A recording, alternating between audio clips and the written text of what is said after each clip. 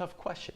What is up, guys? This is episode 2 of Coffee and Coaching. If you are not a subscriber to the fitnessforbackpain.com subscription newsletter, you are missing out. This is one part of multi-parts in what I do every single week. It is called Coffee and Coaching. I've just moved the Q&A, the question and answer aspect, to YouTube. So you're catching a part of it. If you want more, go check it out. Today's question actually is coming from a reader. It says, what is the comfiest way to sit if you disregard bad posture and future back problems? So what is the comfiest way of sitting? For someone who sits a lot every single day, most people do, unless you are gung-ho, like training client back to back to back to back to back to back to back to back to back to back to back, then you are actually sitting. Everyone sits. Sitting is a common thing. Sitting, it's a very tough conversation because there's a fence and there's a right side and a left side, or sorry, right side and a left side. You can reverse that for you, but on my right side, there's the people who say sitting is killing you. It's just like smoking. On the left side, my left side, they say, sitting is not so bad. You know what? We all sit. The spine is designed to flex and bend and twist and be able to sustain sitting. So what is the big deal about that? And where I have fallen, what I have seen the most success with when it comes to those two arguments is it all depends. If you are super, super, super sensitive, okay, and your lower back is afraid to flex, your mind has convinced your body that flexing and bending is terrible for you, then sitting is going to be painful.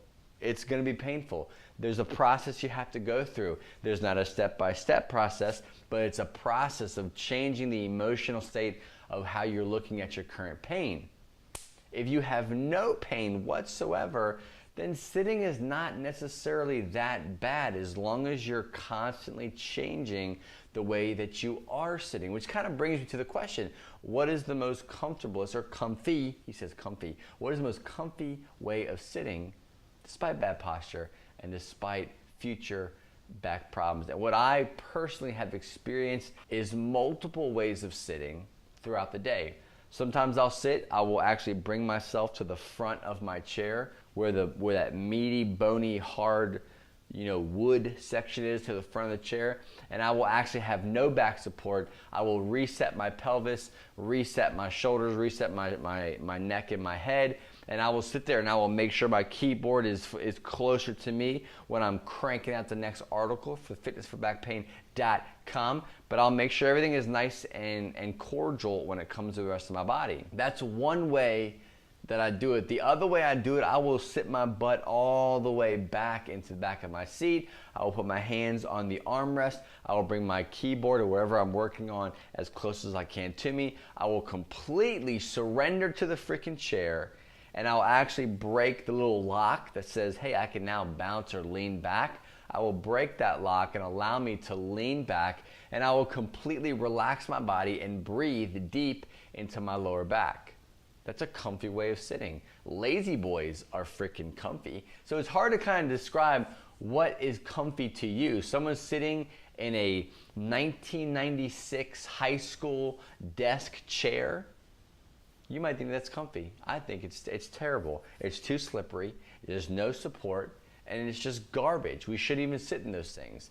And some people who are sitting in lazy chairs love them. They love their lazy boy. They love sitting in that stupid chair for whatever reason. So what is comfy and what is not comfy will depend on the specific person. What I will suggest you do when it comes to sitting is change your sitting posture often. If you want to use the back support to the full extent, rock it out. If you want to have no support, come forward and create your own support, build some endurance and some postural endurance, go for it. You're not gonna go do it all day. Don't try to do it all day. Cut it up into 25-minute segments, then you can stand, then you can completely relax and go back into the chair. Break it up, use multiple ways of sitting. So what's comfy to me might not be comfy to you. What is more future thinking, long-term effects really doesn't necessarily, there's no scientific study saying that if you use your backrest versus you not using your backrest, it'll be more comfy. A. B. You'll have better effects long term.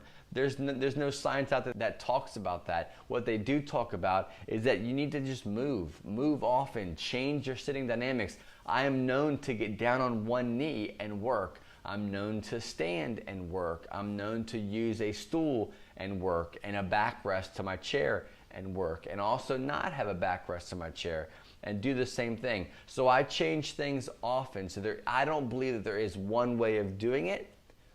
But if you were to settle on one, it is to use the chair for exactly what it was designed to do, and throw in some deep breathing into the areas that you are tight. Thank you so much for watching, guys. That is episode 2 of Coffee and Coaching. We answered a question for one of our readers. If you have a specific question you want me to answer and you leave a comment below this video, your question will be answered next. That is my rule. Anyone who comments on my YouTube videos with a question gets their question answered next. So if you have a question, make sure you jump down the comments below, like the video, and leave a question that I can answer for the upcoming episodes we have popping out. Thanks so much for watching, guys. If you are a member or subscriber here, thank you. If not, subscribe, hit the bell, make sure you have all notifications coming on. If you are not on the fitnessforbackpain.com newsletter, you're missing out, because this is not just what we talk about on the Coffee and Coaching episode. This is just the Q&A portion. I give you more bonus content on the newsletter. So go to fitnessforbackpain.com and become a subscriber. If you have questions on how to do that, let me know. Leave a comment, I'll help you out. Thank you so much for watching, guys. I appreciate you. I appreciate your views, your likes, your comments, your shares, all that you do. See you later.